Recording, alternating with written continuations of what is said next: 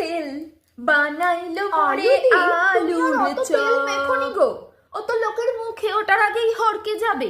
Excuse me, আলু দি? আলু সেই দিনকেই মারা গিয়েছিল যেই দিন গরম জলে সেদ্ধ হয়ে মশলা মেখে বেসনে চুবিয়ে গরম তেলে ঝাঁপ দিয়েছিল।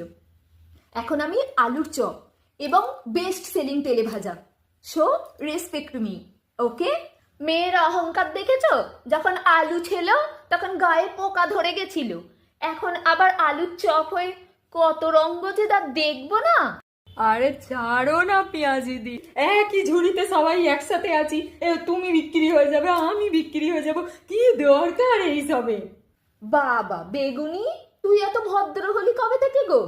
আরে যেদিন থেকে তোমার এই অভদ্রতামিগুলো দেখছি সেদিন থেকে। তাই তো বেগুনি হয়ে তবে দেখতে পেলি, নালে তো এতদিন কানা বেগুন হয়েছিলিস।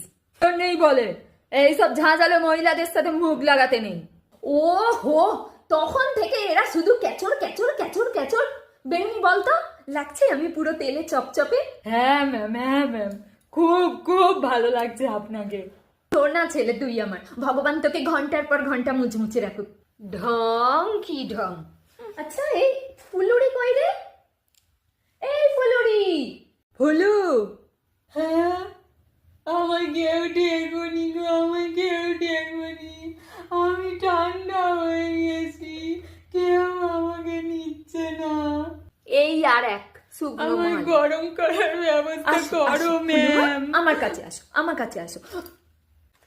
এই তো নিয়েছে এবার ঠোঙায় তুলে, এবার চপ শিল্পের ব্র্যান্ড অ্যাম্বাসাডার আমি।